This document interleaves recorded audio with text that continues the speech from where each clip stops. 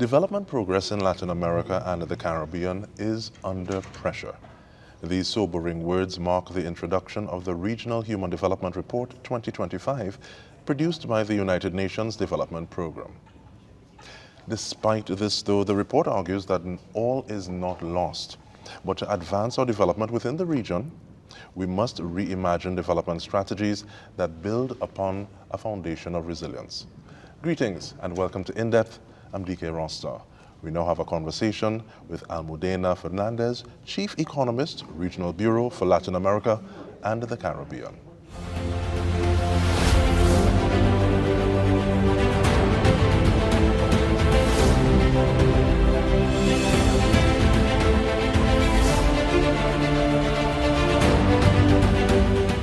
Ms. Fernandez, thank you so much for making the time. I want to start our conversation, though, with that word, resilience.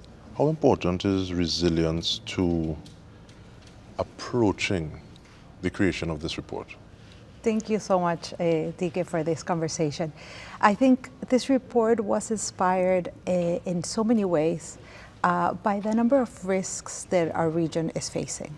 And I think the Caribbean in particular is a region within Latin America and the Caribbean that is at the forefront of a lot of the emerging risks that we see in the world. So for us, it was really important to understand how do we continue to move ahead in progress towards human development in this context of constant shocks and different types of adverse events that are putting all that progress at risk. So for us, the concept that we came up with was we need to build human development that can withstand some of these shocks and that can, when adverse things happen, people don't fall back into levels of well-being that were below the ones that they had before the event happened. So that's why resilience is really at the forefront. I think in the world that we live today with so many shocks, so many crises, external, internal, I think we can no longer talk about human development without thinking about how do we maintain it, how do we make it resilient. And you talk about a number of things, so shocks, crisis, internal, external. There are many things that the report covers. What is the one thing or two things that really stood out to you in this report and why? I think for us, when people think about resilience, a lot of the time people think about resilience to extreme weather events. I think those are perhaps the most visible big shocks that happen one day to the other. All these things are wiped out, all these costs are incurred. But I think for us, what really came out in terms of crisis is that what we're seeing right now is what we call in the report a new uncertainty context, which is a mixture of things. For one, there's all the traditional risks that we already know. We know that in the Caribbean, for example, there is a hurricane season that comes every year where there's a higher probability of hurricanes occurring. And other risks around economies, social risks. But what we see right now is that those known risks are more frequent and more intense. So when they do happen, they're more costly, they impact more people. And then we also see that they are kind of interacting with new threats that are emerging from shifts that are very profound in our societies, shifts that have to do, for example, with technologies that are evolving at a very rapid pace, which of course bring a lot of opportunities with them, but also present some risks, shifts that have to do with societies that in a way are a little bit more fragmented, and that also has to do with the evolution of technologies, and then a climate that is changing, that has changed in so many ways, and that more and more so we see that it's impacting the daily lives of people. So all of these kind of come together. They come together with structural issues that we see in the region that are persistent over time, high levels of inequality, low levels of productivity, institutions that tend to be weak in some sense. So all of that comes together, and what we see is now what has emerged in the mainstream language as the polycrisis. So a crisis that starts in one place, but then quickly transfers to different sectors and to impact larger portions of the population. So in that context, where it's no longer like discrete crises that happen one after the other, but it kind of seems like for some populations it's just kind of a continuous of different shocks.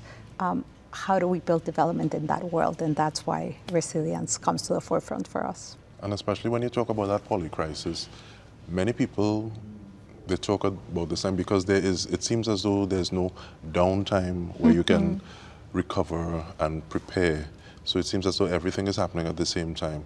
One of the things that people talk about a great deal now is flying the plane while you're building it at the same time. Exactly. But with this, I'm grateful that this report offers a way forward, offers a framework that we can operate from.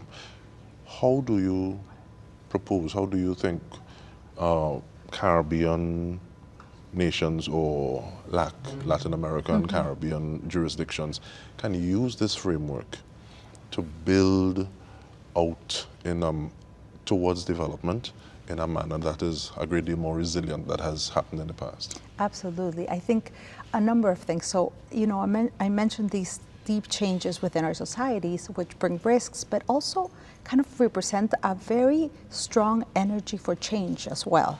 So, for example, these new technologies, the opportunities are immense, and the opportunities to kind of address some of those structural issues that it's been difficult for the region to address for decades.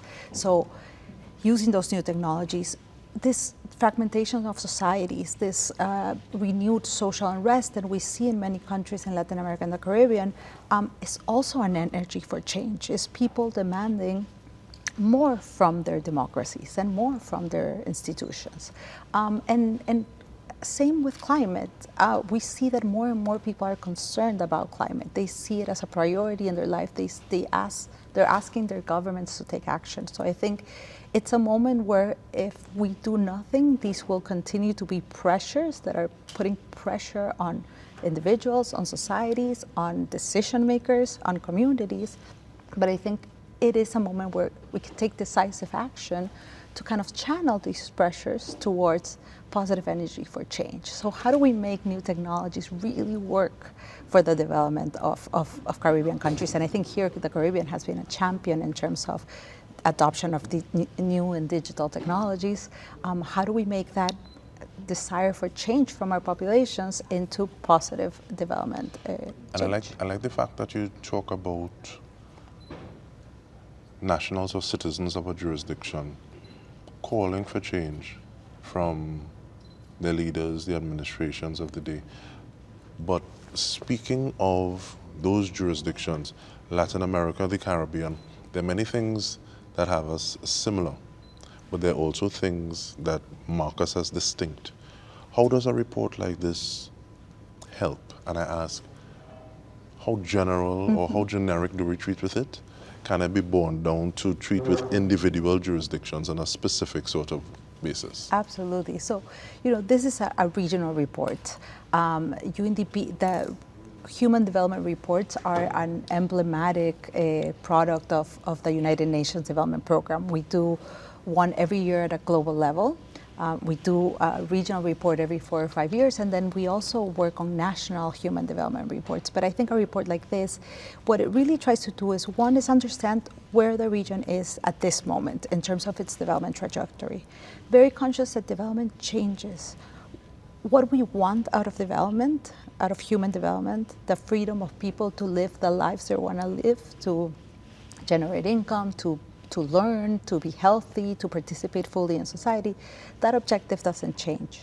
But how we get there is different depending on the times and depending on the local context. So what we do in these regional reports is try to bring that analysis of where we are as a region, but also a narrative of where does development stand at that time, with a broad set of recommendations that it's very clear in the report that need to be contextualized to each country context. So here we're seeing kind of broad trends, and then the idea is to really land those in each country context, understanding that even within Latin America and the Caribbean, we have very different countries, and we have a lot of heterogeneity. But the report also is, we published together with it in our webpage, a set of tools, concrete tools that can be used to kind of try to see how these recommendations land in very specific contexts, such as Trinidad or any other country in the Caribbean or any other country in Latin America.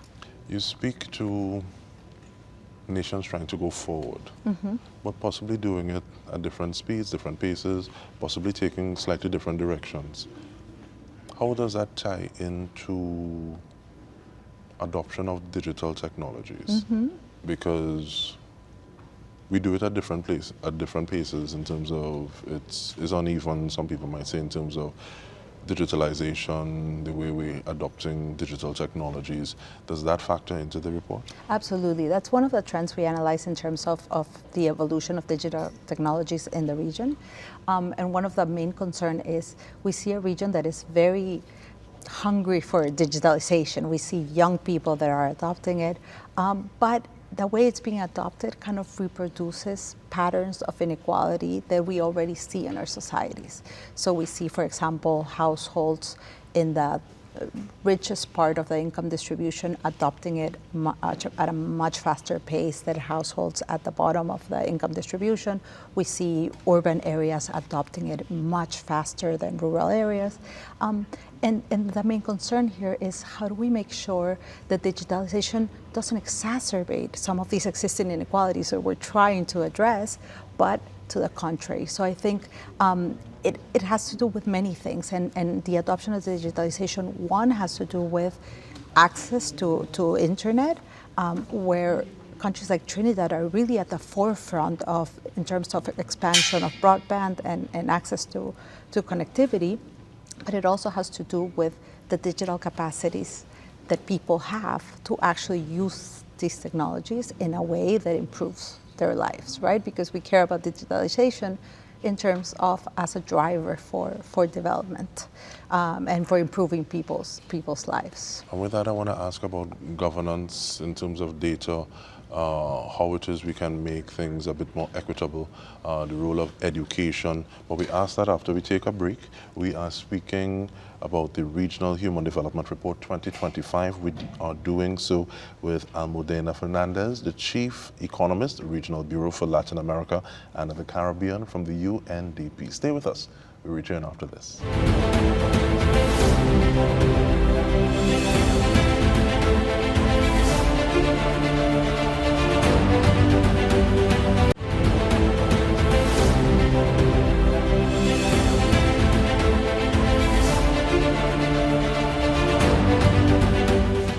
Welcome back. We are speaking with Almudena Fernández of the UNDP. We are looking at the Regional Human Development Report for 2025, Under Pressure, Recalibrating the Future of Development in Latin America and the Caribbean. It's nice to be able to just read the title off of the report itself. But just before we took the break, we were looking at potential inequalities, yes, and inequalities that would have been measured and looking at trends. What are some of those, the roles and responsibilities that governments would play in terms of trying to build resilient development, but making it, doing it in a manner that's a little more equitable? Absolutely. So I think and I think inequality is fundamental, addressing inequality is fundamental for resilience. I think the more unequal societies are, the more vulnerable they are, not only to be exposed to different kinds of shocks, but also for certain populations to suffer more deterioration of their well-being. So I think inequality is something that for the region is fundamental to address. But I think there's a number of ways. For example, when we're talking about digital technologies, as something that can become a driver of more resilient human development, I think you mentioned some of these fundamental things. One is access, right? How do we make sure connectivity reaches the whole of the territory, right? So what we see, not only in terms of digital services, but other services, is in many countries, the presence of the state is not equally distributed across the territory. There's gaps in terms of presence of the state. So how do we make sure we have connectivity across? The second has to do with skills, and you were also mentioning this, education. We need to use digital technologies, in artificial intelligence, not only to make sure that we have curriculums that teach our children and our young adults how to use these technologies to improve their lives, but also how do we use these technologies to improve education overall, right? There's a great opportunity in terms of embedding new digital technologies and artificial intelligence within education. So how do we develop those skills for people to be able to embrace technology? And in developing those skills, do ethics play a role? And I ask that question because I can imagine that if I build something, it is going to resonate, it's going to resemble me in certain ways. Mm-hmm. If we are using tools like digital tools, technologies, artificial intelligence, mm-hmm. generative models, and they're built outside of Latin America and the Caribbean, they may resemble the creators of that. So do ethics play a role in how it is we use those things? Absolutely. Ethics, and also how do we kind of understand these systems and implement them within our countries. We see, for example, that many countries in the region, 7 countries in the Caribbean actually, are already using artificial intelligence in their delivery of public services, which is great in terms of the capacity this can have to improve the delivery of services and the quality of services delivered. However, one thing we caution in the report is that we've seen evidence that if these artificial intelligence algorithms are not audited in a certain way, they can reproduce a lot of social norms that can be discriminatory. And they do so because of a number of things. One, the data, right? Artificial intelligence, particularly generative artificial intelligence, uses data from the past to kind of predict what's next. So if you use data that has embedded within it certain social norms that discriminate against certain groups, then that would be not only reproduced, but quickly exacerbated because of the machine learning aspect of artificial intelligence. Also, and here's the point that you were mentioning, where these algorithms and these systems are being developed. Right now, we see Latin America and the Caribbean as a consumer of products that are being developed elsewhere, and much less of a supplier of solutions that are particularly relevant to a region, right? So again, how do we come up with a workforce, a labor force, a young population that can be the ones to develop those solutions in the region? And you asked that question, and I want to add on to that question. Does the report speak to those individuals who may be affected by the inequality that can be compounded, so they may not be able to access certain things? And there's a term that was used in missing middle, mm-hmm. in terms of neither formally employed, mm-hmm. or you don't necessarily have certain resources. How does the report treat with individuals like that? Absolutely. So the report, at the end, we come up with a very simple framework in terms of how do we think about putting resilience at the center of our development efforts, right? Our countries are doing tremendous efforts to make progress towards development. So how do we embed this concept to make sure that this progress accelerates? And one of the things we look at, the framework is the 3 I's: instruments that put resilience at the center, policy instruments, institutions, and infrastructure. And in terms of instruments, what we see is, one of the traditionally the most important part of the social policy component has to do with social protection, right? And our systems of social protection in the region were developed, one, to protect those employed formally from risks that have to do with a life cycle, from unemployment, from disability, from maternity, from pensions at older age. That's how those systems were developed. And then added to those systems were developed these contributive systems that are targeted towards the poor. So systems that are trying to lift people out of poverty.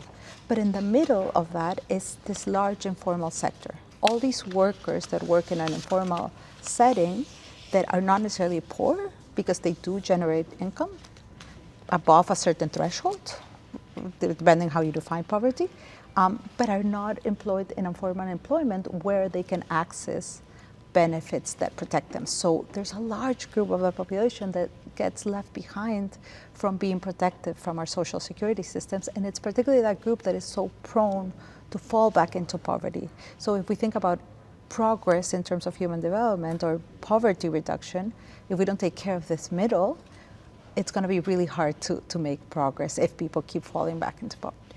You spoke of nations, different nations, working very hard.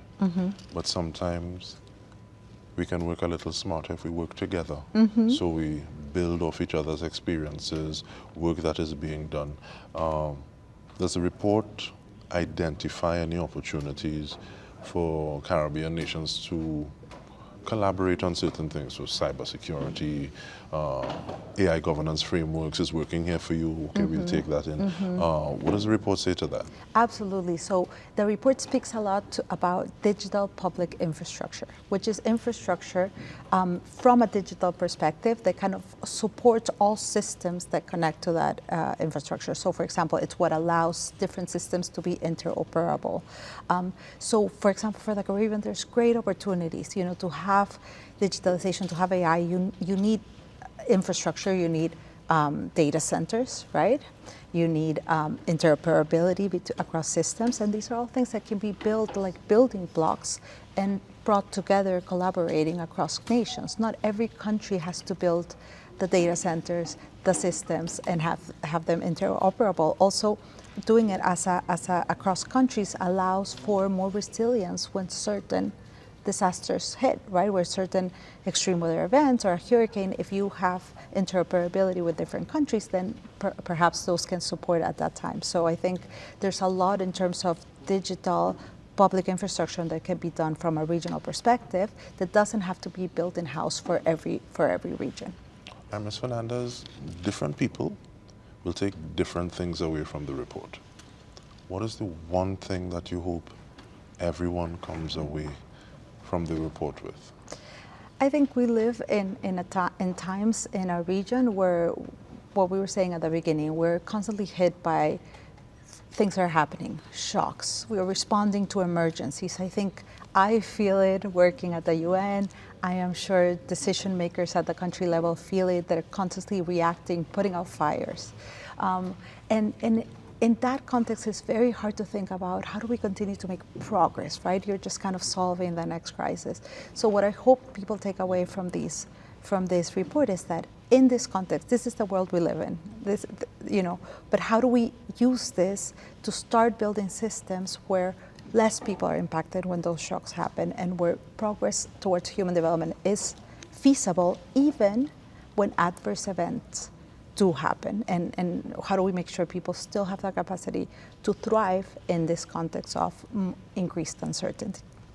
And we have someone by the name of Suniti Maharaj in Trinidad and Tobago, and around 12 years ago, she said that we are moving out of the age of consumption, and the world is asking for a new basis of organization.